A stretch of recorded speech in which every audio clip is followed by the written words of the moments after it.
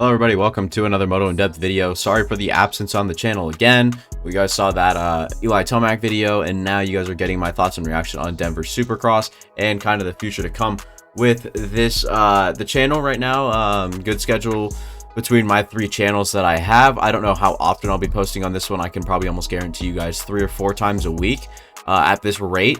And one of them is going to be something I'm super excited to do, that is predicting the pros, and that is a prediction episode I'm going to be doing every single week for you guys, and kind of predictions, make some bold ones, make some okay ones you guys can kind of get on board, and then we're going to look back at it every week. So say I have predictions one week for Salt Lake, we look at it next week and we're going to overview our predictions and see how much we made and see how much we didn't. So that should be a pretty fun episode. And then obviously the recaps every week of the races, they're going to change up a little bit, along with just headlines, breaking news, storylines, all through that without the off season, my thoughts on everything, my breakdown. I like to think that you guys like to listen to that, so if you guys do, make sure to consider leaving a like and subscribing. But without further ado, let's head into my thoughts and reactions on Denver Supercross. And a lot of it was just so boring and bare. I feel like those are the two words you could really use. It's just such a dumb situation we find ourselves in with obviously Eli Tomac's injury. It's so hard to go back. I was actually watching Dirt Shark, Monster Energy's fun little thing that they do. If you guys don't know what I'm talking about, look up Dirt Shark on YouTube. You'll see everything. I was looking at the one from Nashville, and he was interviewing Eli Tomac. I was like, dude, it's so hard to watch it, well, knowing that right now he's out of it. And Sexton kind of, yeah, I mean, I'm pretty much out of it. I've counted myself out pretty much. But he's still trying to win everyone, all that good stuff. And to come back and watch everything that unfolded, undid itself, it's just really unfortunate to watch for Eli Tomac. Good for Chase Sexton. Ken Roxon had a really good race from dead last down on the first corner, I believe, to doing pretty well. So Denver was eventful, but at the same time it wasn't. Colt Nichols went down, was out for the rest of the race. I'm pretty sure he actually had to get carted off of the track, and I didn't hear a word about that. I didn't hear a peep. So unfortunately, not everyone gets the same undivided attention, but I can understand where Eli Tomac's harnessing that #1 plate with the red background on it almost clinched the championship to a ruptured Achilles. I understand that, but you could have stopped rambling on about it for at least 30 seconds to at least acknowledge that Colt Nichols might be in a bad situation, especially with his contract being up. It's going to be tough for him to find another ride given this year, if Honda still doesn't believe in him. But he apparently is a really good tester on the bike. He's gotten that bike dialed for both him and Sexton. A lot of good things to like about Colt Nichols. Move on, kind of talk about more of the racing side than just one, just one of the rider sides, all that good stuff. But 250s was eventful, I guess. I don't know. It was fun seeing someone else other than Jet win. Unfortunate Levi didn't win. I think he should have, but I realized it the second he started doing it. He was looking over his shoulder way too many times. He said it himself, and I was like, dude, just ride forward. He has some good pace in that heat race. Came out, had a 5-6 second lead in that main event after RJ's little mishap. Fortunately, didn't get past anything, so unfortunate for him. I don't know. Good rides all around from certain riders.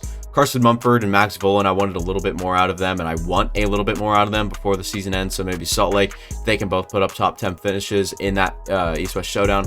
Be pretty good, depending on how the Lawrence brothers are riding, if they're riding, what they're riding, because never know. Jet was talking about going up to the 450 for Salt Lake. I don't know. It's really tough. It wouldn't be hard for him to get a win or a podium at this point, just because of how bare the class is in the 450. We have 4 riders left that was in the factory, realm, and then I think that we ended with 3 with just the podium was Chase Sexton, Adam Cianciarulo, and Ken Roxon. And name anybody else. Obviously there's factory Suzuki, Kyle Chisholm and Shane McElrath, but not the same.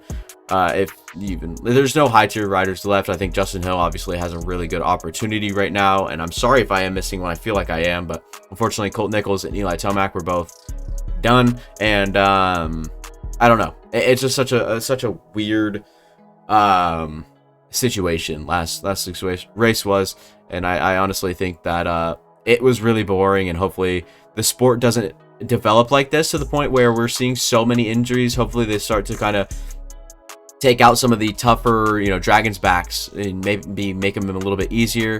Maybe AMA implements a little bit more, stuff. Maybe Feld does a few more things to try to keep these rider safeties alive.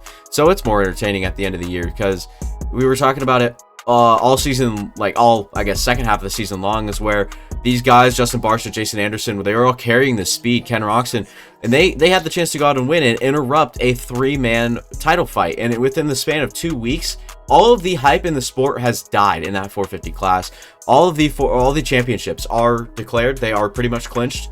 I'm pretty sure Chase Sexton has clinched the 450 championship, and then obviously the Lawrence brothers clinched the 250. So not good entertainment anymore, and obviously not good to see all these riders injured and whatnot. So I don't know how the sport's going to develop, but if it keeps developing like this towards the end of the seasons, where nobody, is going to be left. And I saw some breaking news. I think Ken Roxon's actually going to go race World Supercross, other than go race the motocross championship. Really unfortunate. I thought Kenny was clicking on that, and I think that, sure, if you want to go do the World Supercross and dominate because there's going to be no competition, go ahead.